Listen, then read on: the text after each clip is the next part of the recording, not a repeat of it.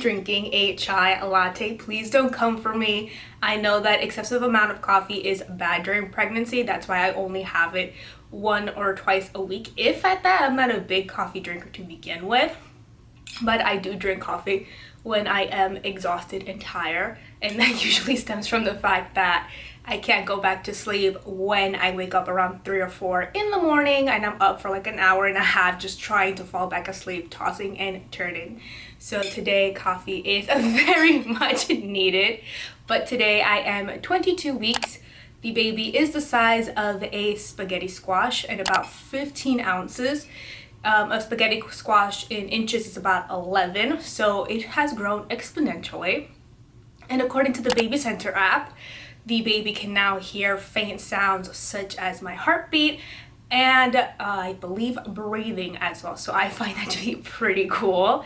And they also have some sort of like a peach fuzz like for their hair around their skin, and they look very wrinkly. I love the Baby Center app because it just gives you all of these cool facts, and then it gives you a bunch of articles to read, and it recommends the books and all these great stuff. So if you guys are pregnant, definitely check out the Baby Center app. I love it. But I have been feeling the baby move. Oh my god, you guys. I remember that in the last update I had said that I was a bit worried because I couldn't feel the baby whatsoever up until that point. And now I feel the baby constantly, and it is just the most amazing feeling in the world. The baby is moving around all over. I can actually feel him, because if you guys don't know, we are having a boy. I can actually feel him moving around in my belly. And I am experiencing a lightning crotch fun.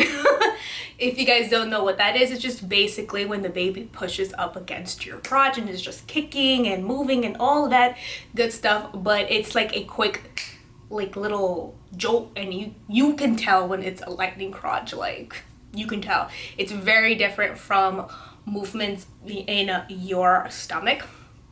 So just feeling the baby move is super amazing, you guys. And at today's appointment, he actually was a little bit more cooperative than he was at the last appointment, where the technician couldn't get a profile picture. This time she kind of still had to work for it, but in the end we did get a bunch of profile pictures. And I do have to say that the baby is looking a lot like Riley when she was a baby, which means that this baby is gonna look a lot like Miguel. A lot. I can just already tell by the sonogram pictures that they're going to be twins. And something that I did forget to mention was, if you are about 22 weeks at this point in time, your baby's testicle, if you are having a boy, your baby's testicles are descending into the scrotum. So I thought that was a pretty cool and interesting fact that the Baby Center included in its update for that week. As far as cravings, I'm still craving the same things: fruit, veggies, carbs and cereal. I was craving Taco Bell and Hot Pockets this week, so I ended up getting a Crunchwrap Supreme with a side of soda, and I got the ham and cheddar kind from the Hot Pockets. I know, not the most healthiest of things, but sometimes you just crave things that you normally don't eat. And sometimes you're just having an aversion to things that you usually do eat. Like for me, it's been salmon and protein and such. I just don't find it appetizing at all. And sometimes when I'm cooking it, I'll get really nauseous and I can't even be in the same vicinity or smell it, because I'll just start dry heaving and it's awful. But I do try to eat as much protein as I can, because I do know that the baby does need that nutrient. So definitely I'm eating my protein as much as I can. Symptoms are pretty much the same. I still have a little bit of back pain, but not as much, because I do have the maternity support belt that I got from the hospital. I am having issues falling asleep right after I wake up when I go to the bathroom early in the morning. It's just something that has been a recurring issue in this second trimester. In the first one, I was constantly taking naps, feeling exhausted. This time around, I am at the opposite end of the spectrum where I just can't fall back asleep once I wake up. And like I mentioned earlier in the video, I am now experiencing a lightning crotch, which is not the best of things. I mean, out of pregnancy, it's like really mild, but when you get that really good lightning crotch, and I mean good, and like you just make a face like, it's not a good feeling whatsoever. In regards to weight, I did lose 2 pounds, and it seems to me like I'm just fluctuating between 158 and 160, just looking at my little purple book. And even I have a scale right here, so I kind of like monitor my weight just to make sure that I am gaining properly. And it was something that the doctor brought up just because she thought that I couldn't keep food down, but I did explain to her that I'm eating as healthy as I can, just having a lot of meals, not eating as much protein just because I don't find it appetizing, but it's not because I just can't keep food down and regurgitating back or anything like that. He just wanted to make sure that everything was okay and that I'm having a good diet, which I can definitely appreciate. As for maternity clothes, I only picked up a new piece, and it is this nursing bra right here from Secret Treasures. It is a wireless one. It doesn't bring a wire whatsoever, as you guys can see. And I think this is going to be the most comfortable thing in the world just because the one that I'm wearing right now has a wire and I just feel it pressing onto my skin and just poking it. It's not the most comfortable thing in the world. And it's a very soft bra. It's very nice and silky. It is a nursing bra, like I mentioned, so you can just cut this off and have an easy access to your breast so that you can feed your baby. They do have other kinds at Walmart. They have ones where they bring the wire, a racerback one, and I believe they also have ones where it's just like the Kinder Bravely one that I showed earlier in my videos, where it doesn't provide support whatsoever. It's just for nursing. So if you're going to be in the hospital, or if you're just home all day and you don't want to wear a bra, you just put those on and pop your boob out and feed your baby. So if you're on the hunt for a good nursing bra and you don't want to spend too much, definitely check out Walmart. They have a lot of options there. Best moment this week, I do have to say, it is today when we actually, not we, but me, I actually got to see the baby's face. And just as soon as I looked at him, I just thought of Riley when she was, you know, a baby, just brand new, spanking new, just born. Exactly like Miguel, both of them just, the resemblance is uncanny. I looked at him, I was like, you look like your dad. And it was just a very endearing and adorable moment. He was actually moving around a little bit, covering his face. At one point he had both his hands up to his face, kind of looked like he was boxing a little bit. He moved around, flipped, and it was just, I don't know, it was just so beautiful to see everything. During the sonogram, the technician said his spine looked fine, heart was great, the stomach was fine. She actually pointed out the kidneys, and I don't know, I just love, you know, seeing him. And guys, I just don't know how to explain it. It's just so beautiful seeing your baby and seeing him or her, you know, develop in every single stage as your pregnancy progresses. I just can't even talk. But it's just so beautiful to see. And then, you know, to see the baby's face, you know, you just kind of start imagining in your mind, like, how will my baby look like? Who would it resemble? So I know babies change throughout, you know, as they get older and such, because I know Riley, she looked spot on like Miguel, and now everybody's telling me she's starting to look a lot more like me. So, you know, it was just overall beautiful to see that, and it was just like one of the best moments of this week. What I am looking forward to, this nursery toddler room, you guys. And honestly, if I could show you this, I might end up showing you this. It is a disaster zone. I cannot describe how much of a disaster this room is. I am probably gonna like just film it on my phone for you guys and have like a split screen for you.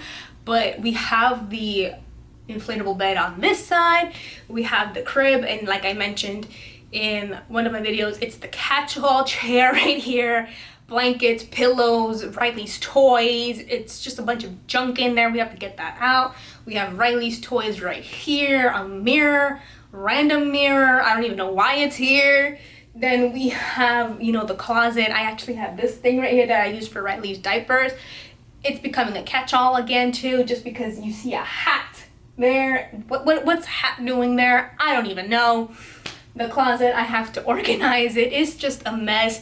So I am definitely looking forward to getting this room organized and decorated. I did get some stuff from Amazon where I'm going to put them right here. They're actually drawer nursery organizers, whatever you want to call them. Thanks to my sister. Thank you so much. I got them.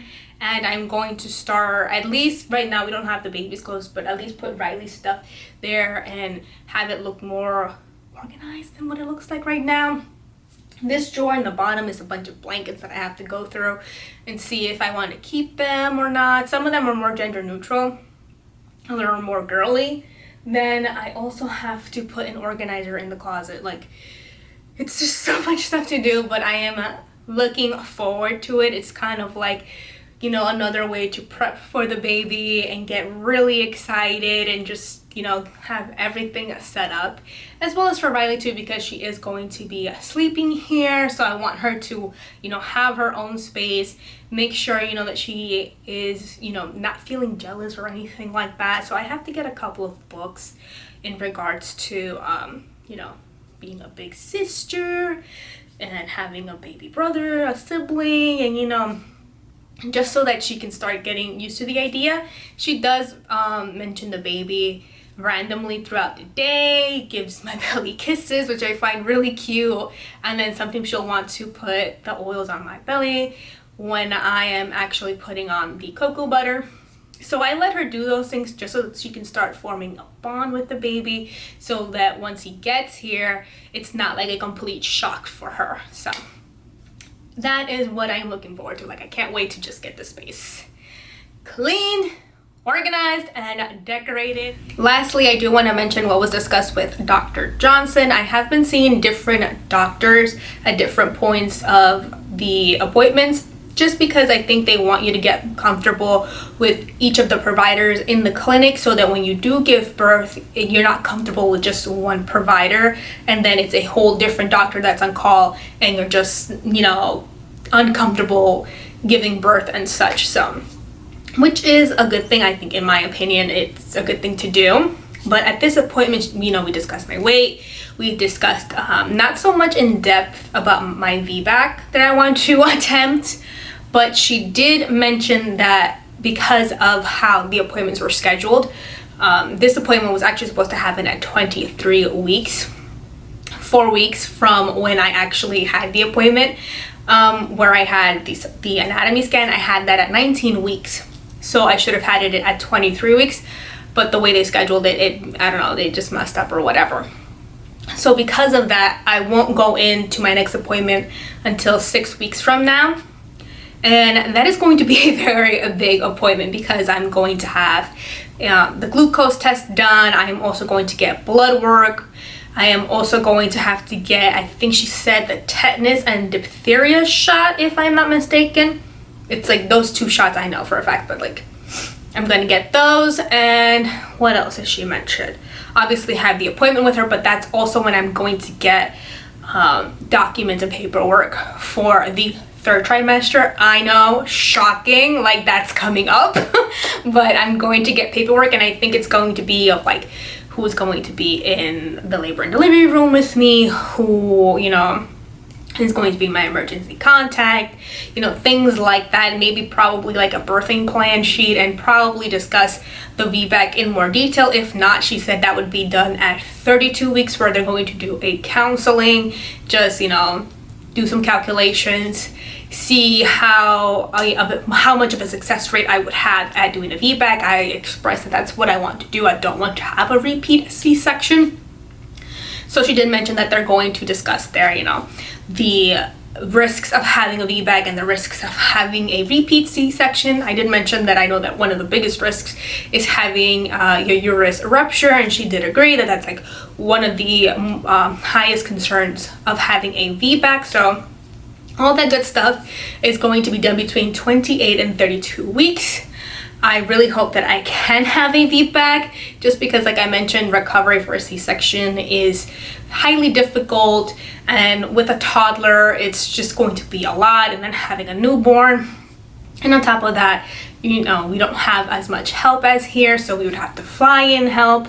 So I think having a VBAC, it's going to be a lot more easier to recover from than having a repeat C-section. But yeah, that is it for today's video. I feel like it's a lengthy one just because I went into a little bit more details in certain things, but I just want to give you guys all of the good juicy stuff and update and not leave any piece of information out. Give this video a thumbs up if you did enjoy it. Hit the subscribe button as well as the notification bell, and I will see you guys in my next video. Bye! Alright you guys, so this is the bun shot.